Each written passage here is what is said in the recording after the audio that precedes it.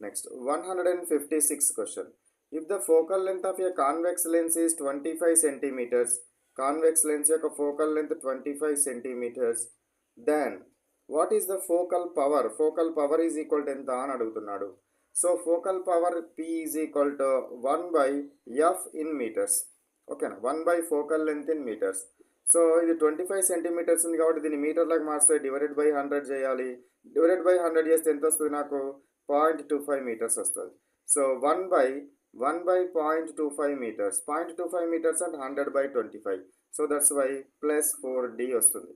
నాకు 4 డయాప్టర్స్ రావడం జరుగుతుంది. 4 డయాప్టర్స్ రావడం జరుగుతుంది. So this is the what about the focal length, the power of the lens which is having 25 centimeters of focal length. Next question 157 question చూడండి. The sign of focal length of a diverging lens. Diverging lens అంటే ఏంది? Concave lens. Diverging lens ఏంటిది? Concave. Converging lens ఏంటిది? Convex. So ఈ diverging lens యొక్క focal length ఎల్లప్పుడూ కూడా మనం నెగటివ్గా తీసుకుంటాం. కాన్కేవ్ లెన్స్ యొక్క ఫోకల్ లెంత్ ఎల్లప్పుడు ఎంత తీసుకుంటాము? నెగటివ్గా తీసుకోవడం జరుగుతుంది, మైనస్గా తీసుకుంటాము. కాబట్టి ఆన్సర్ ఎంత? నెగటివ్. అదే కాన్వెక్స్ అయితే పాజిటివ్గా.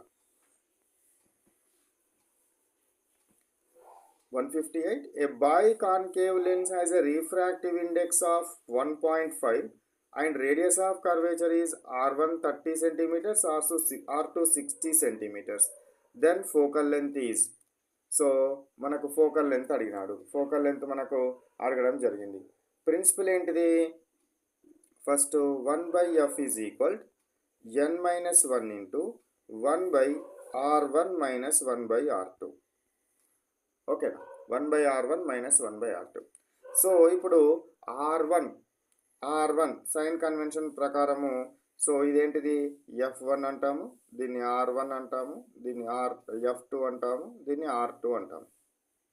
ఓకే, సో ఈ R1 ఏదైతే ఉన్నదో ఈ లైట్ రేస్ అనేది ఇట్లా వస్తాయి కాబట్టి మనం కొలిసే కొలత ఆపోజిట్గా కొలవాలి. ఇక్కడ నుంచి ఇక్కడికి ఆపోజిట్గా కొలుస్తాం కాబట్టి ఇది నెగటివ్ అవుతుంది. కాబట్టి R1 ఈజ్ ఈక్వల్ టు -30 తీసుకోండి. నెక్స్ట్ R2 ఇక్కడ నుంచి కొలుస్తాం కాబట్టి ఇది లైట్ డైరెక్షన్లోనే కొలతను కొలవడం జరుగుతుంది. కాబట్టి R2 అనేది పాజిటివ్ అవుతుంది. 60ని పాజిటివ్గా తీసుకోండి. Next F is equal to 1.5 centimetres by concave lens. Concave lens యొక్క ఫోకల్ లెంత్ పాజిటివ్. సో 1.5గా మనం తీసుకోవడం జరుగుతుంది. ఎందుకంటే ఈ ఫోకల్ లెంత్ అనేది ఏంది? ఈ లైట్ రేస్ వచ్చి పాస్ అయ్యి ఈ రిఫ్రాక్షన్ తర్వాత ఫోకస్ గుండా వెళ్తాయి. కాబట్టి ఇక్కడ నుంచి మనం కొలుస్తున్నాం కాబట్టి లైట్ డైరెక్షన్లోనే కొలుస్తున్నాం కాబట్టి పాజిటివ్గా తీసుకోవాలి. F is equal to 1.5. ఇవన్నీ సబ్స్టిట్యూట్ చేయండి. ఇవన్నీ సబ్స్టిట్యూట్ చేస్తే you will get F. What it is? F is equal to, ఇది ఏమి ఇచ్చినట్టురా? ఇది రిఫ్రాక్టివ్ ఇండెక్స్ 1.5, F కాదు.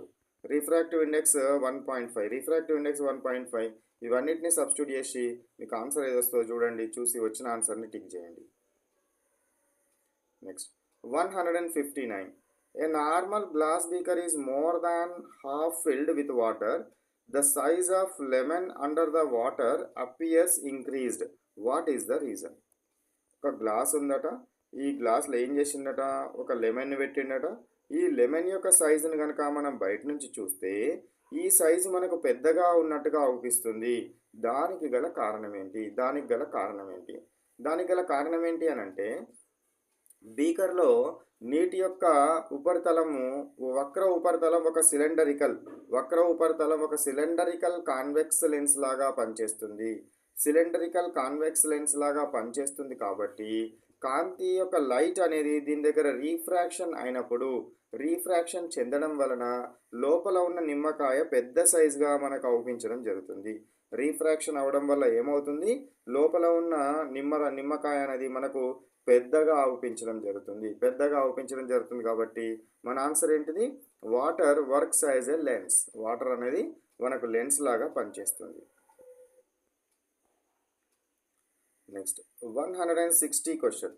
2 plano convex lenses having focal lengths 10 centimeters and 20 centimeters.